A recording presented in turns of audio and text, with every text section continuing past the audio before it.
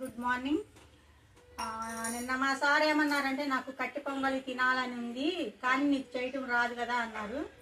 కానీ నేను ట్రై చేస్తాను, నేను చేస్తాను అన్నాను. వద్దు, నువ్వు మళ్ళీ నీకు కుదరినప్పుడు ఎందుకు నెలకొని ఊరుకో అన్నారు. నీకు ఇష్టమన్నావు కదా, నేను ట్రై చేస్తాను అని చేశాను ఈరోజు కట్టి పొంగలి టిఫిన్ కింద. కానీ ఎలా కుదిరిందంటే చాలా టేస్టీగా కుదిరింది, సూపర్గా కుదిరింది. నాకు నేను ఎంత బాగా చేశానంటే నాకే ఆశ్చర్యంగా ఉంది. ఇదే కట్టి పొంగలి, అసలు మామూలుగా లేదు. దీంట్లో కొంచెం నెయ్యి వేసుకొని కొబ్బరి చట్నీ, దీంట్లో కొబ్బరి చట్నీ అయితే బాగుంటుంది, లేదంటే సాంబార్ బాగుంటుంది. సూపర్ ఉంది, బాగా కుదిరింది అనమాట నాకైతే ఈ కట్టి పొంగలి.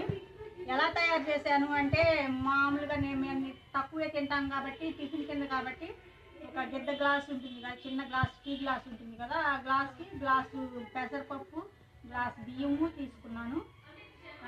రెండు బాగా కడిగి పక్కన నానబెట్టేసాను అనమాట.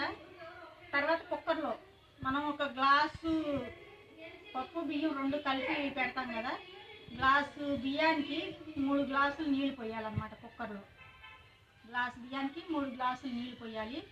ఆ కుక్కర్లో 4 విజిల్స్ వచ్చిన దాకా ఉంచి తీస్తే మనకి చక్కగా ఇలా మంచిగా ఉడికిపోతుంది అనమాట.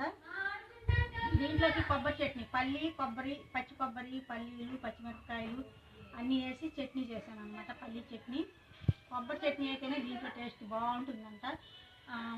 సాంబార్ అయినా కూడా బాగానే ఉంటాయి. నేను ఎప్పుడు చేయలేదు, మా సార్ ఇష్టమని అడిగారు కాబట్టి నేను ట్రై చేస్తానని చేశాను. కానీ భలే కుదిరింది, అసలు మామూలుగా లేదు. టేస్ట్ అయితే అద్దిరిపోయింది. మీరు కూడా ట్రై చేయండి, టిఫిన్ కింద తినొచ్చు, లేదంటే ఈ నవరాత్రులు జరుగుతున్నాయి కదా, అమ్మవారికి ప్రసాదంగా కూడా పెట్టవచ్చు.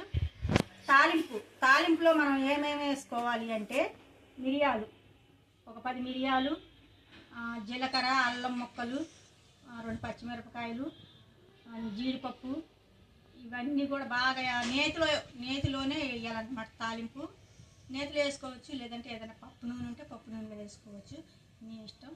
నేనైతే నేతిలోనే తాలింపు వేసాను. మనకి టేస్ట్ ఎక్కువ రావాలి, గుళ్ళో పెట్టే ప్రసాదంలా ఉండాలంటే నేతిలోనే తాలింపు వేయాలి ఖచ్చితంగా.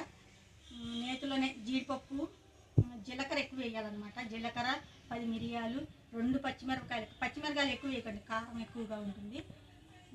ఇవన్నీ వేసి తాలింపు ఎర్రగా వేయించి మనం కుక్కర్లో ఉడుకుతుంది కదా, ఉడికిన తర్వాత చల్లారిన తర్వాత ఈ తాలింపు ఈ కట్టి పొంగల్లో వేసి తిప్పటం ఏం లేదు. కొంచెం సాల్ట్, పసుపు అయితే సరిపోతుంది, సరిపడా.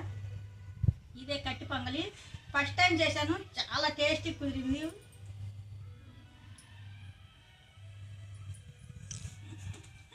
చాలా బాగుంది నిజంగా, మీరు కూడా ట్రై చేయండి.